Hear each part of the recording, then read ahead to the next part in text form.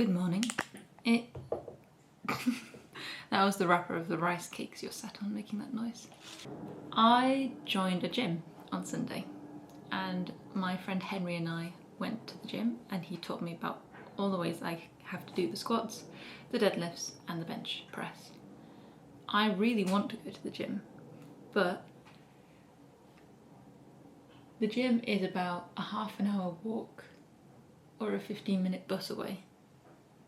Then I think my workout will probably take an hour and a half because it takes me that long to figure out how things still work this early on in the process. And then another 15 to 30 minutes back, assuming that a bus is there on time, which means I don't actually have enough time to go before this meeting. And I don't have enough time to go in between my meeting and my crit. And I don't have enough time to go after my crit because I have the off-peak membership, which means I can't be in the gym after 4 o'clock. Which means I have to wait until 8 o'clock to go to the gym. And it's left me in this weird situation where I actually have lots of time to do stuff, but I can't do the thing that I want to do. Or I could do it and do it in a lesser form, but it wouldn't be what I want. It's such a stupid, it's not like a problem, it's a scenario, a very silly scenario to have put myself in. I might go to the workshop because I need to solder some contact microphones for a performance that I'm doing with a friend at the end of the month. And then I can take my meeting there, and then I can come back for lunch, and then I can have my second meeting. Yeah, I think that all works out. I'm very excited. So there's two pieces. There's a piece that is like sort of formalized, and this is kind of like something I'm happy with as a kind of benchmark, and then I have a work in progress. Well, the first piece is 7 minutes long, and then the second piece, work in progress, I think it's like just shy of 3 minutes. And they're kind of experimental sound video pieces that use the same one. So that's the first one, and that's the second. So maybe we like mute and come back once we've watched. Thank you. I'll watch. Shall I watch both of them? And then... Yeah, let's watch them back to back because I think it'll be easier than me. Hello. It is now 5 to 4. I had a meeting with Lucy, which went very well, and then I took a break, and then I came back to the workshop and I did another hour or so of work. I had a crit with Lulu Sainsbury, which was very interesting. I showed a piece of video work that I made after Bergen, and I would say I made it intuitively. It wasn't a super considered piece of work, and I think it's actually fine to make things, but it was very nice to bring this to a crit and say like, hey, here's this thing I've made, and you know, she's a video artist and I have all of these notes and a bunch of references to go off and read and watch. But the trouble is I had to make the references in my diary because I didn't bring a pen and paper with me, and I couldn't type in the meeting because that, obviously when you're in a meeting all you can hear is the person typing. And then I've just spent the past like half an hour on my phone. I don't know if you can see, I have like a cheek mark from where I've just been sat like this. But I'm gonna stop now and go back to the flat. Still unsure about the gym. I guess I'm gonna go this evening because I have to wait now until 8 PM before I'm allowed back in the building. But overall, feels like a productive day. And I'm gonna go home now.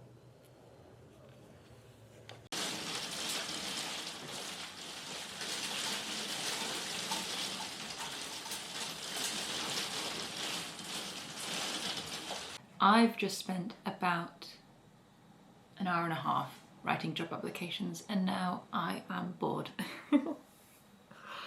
I think the thing about job applications which is so draining is that a lot of it's repeating stuff you've already written to other people, but having to change it, obviously to fit the job that you're applying to, when a lot of roles are very similar. But also you cannot, or I found at least at this point in my job searching journey, is that you cannot get attached to jobs because you're not going to get it, basically.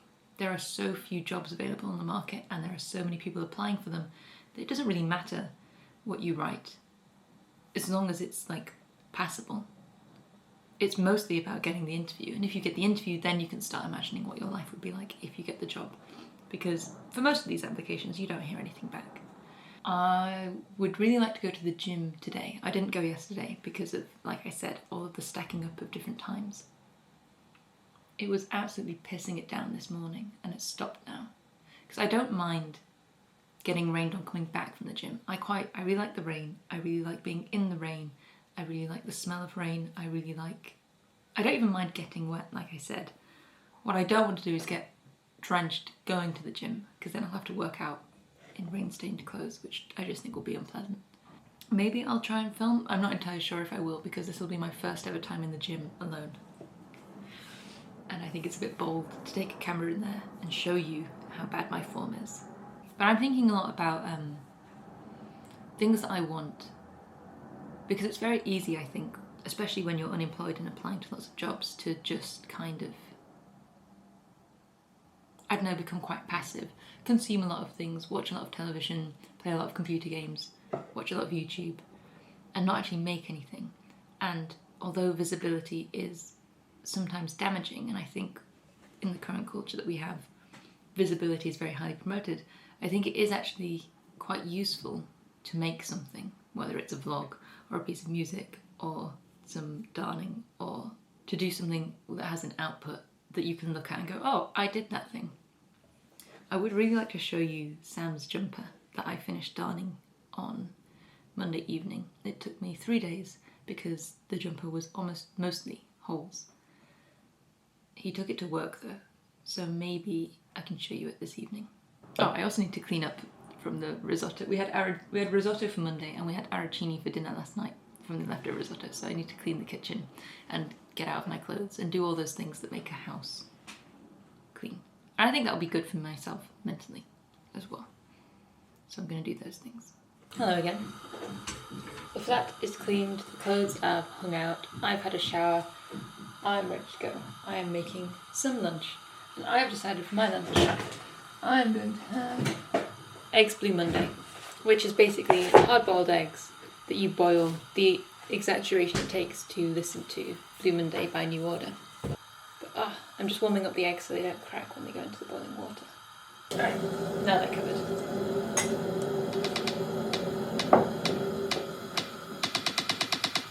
And it's nice because you get to have a little dance.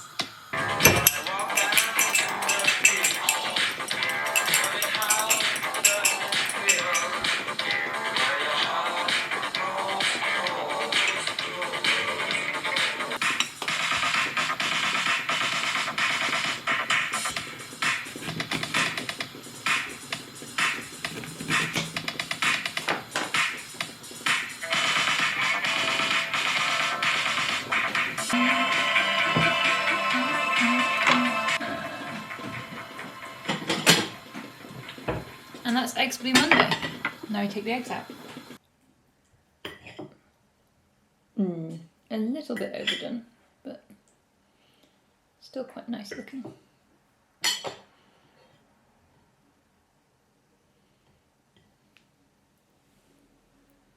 And that's eggs Blue Monday. It is so wet and rainy out there, but also the padlock I have for the gym is a padlock I accidentally took from the Ruskin when I was there as a student for the side gate, because I did an installation that required me going down the side of the building, and they gave me the, did you just see that lightning?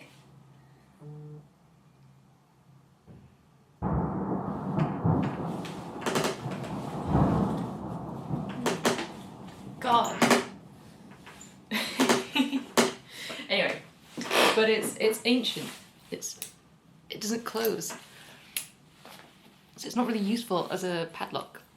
So what I really need to do is, so what I'm saying is I don't have a lock to use the locker at the gym, which means I have to put my stuff on the floor, and I don't feel that bad about it because that's what we did last time, but no one else is doing that. Everyone else might have moved on from the boxer boot trend, but I never did. I love these boots, and they have obviously no heel on them, so when I'm lifting, I can really get down there. So I am ready to go, but I'm also very nervous because this is my first time ever going to the gym on my own. I find plucking your eyebrows to be genuinely one of the more unpleasant things about upkeeping a face, because I really don't mind not wearing makeup. I really don't mind skipping out on my skincare routine. I don't often pluck my eyebrows, but then you just realise that, like, it's almost impossible to get them to match. So these are the ones that I have for the next 6 months as they grow up. We'll see how it goes. The flat, cleaned. Mortimer, cleaned. We're going to go for dinner now at Sam's parents, because his brother and sister-in-law and our nephew are moving back to Berlin tomorrow morning, so we're going to go say goodbye to them. This is the fit. I'm basically just wearing some comfy clothes. Nothing too sophisticated, but I would like to show off these boots. These steel toe clogs that Sam got me for my birthday this year from Nepenthes in London. Do you want to show off your jumper to the video or no? No. It's a Danish writer and it's really good.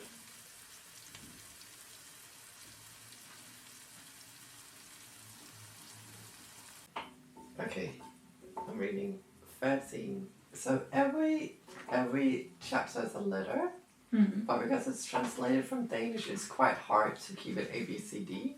Are you translating it or is the book translated? The book is translated. So A is apricot trees, B is bracken, C is cigarettes, D is doves, E is early fall, F is fisher-bird herons, G is given limits, H is whispering, and I is the ice age, G is June, and K is love, which in Danish would be kærlighed. And now we are at M, metal. Perhaps by the traveler himself was slipping away from himself for a while, and is spread in the beard's pace. Perhaps by a child who earnestly examines a lake in the forest and finds that the soul might well have been dragged by a sea cat.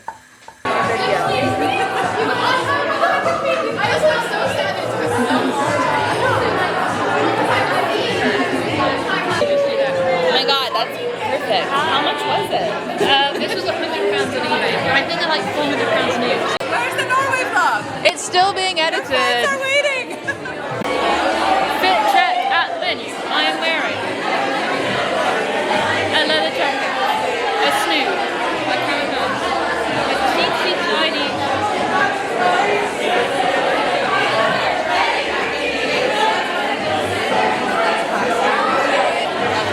Oh, the vlog.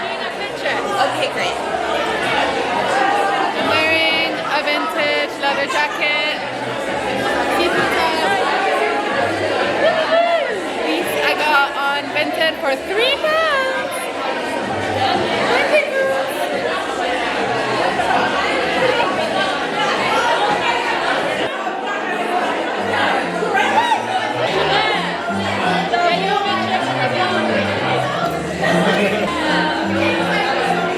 Cost, secondhand. BBG, secondhand. My little tabbies, my little doggies, and my knee brace, because I'm 30.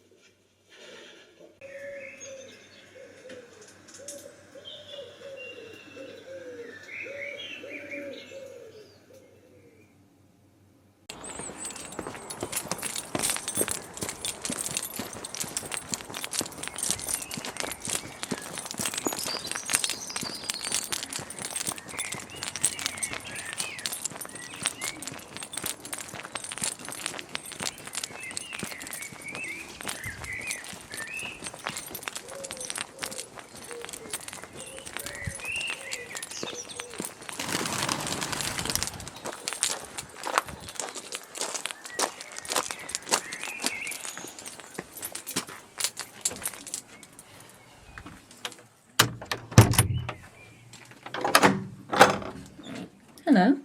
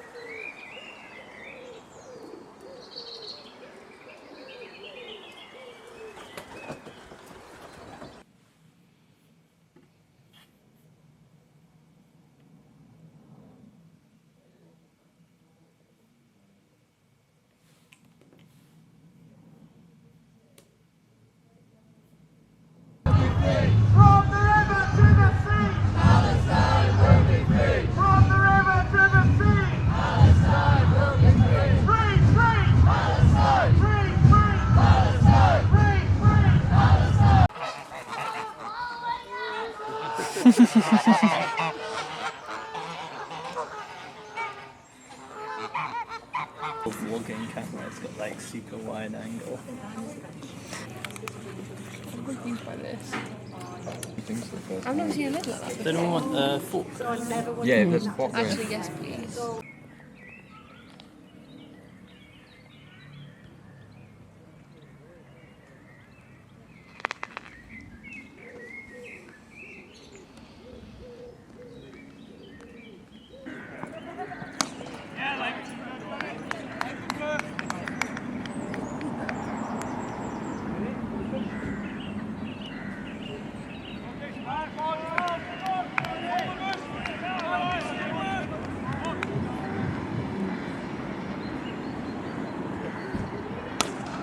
Ooh.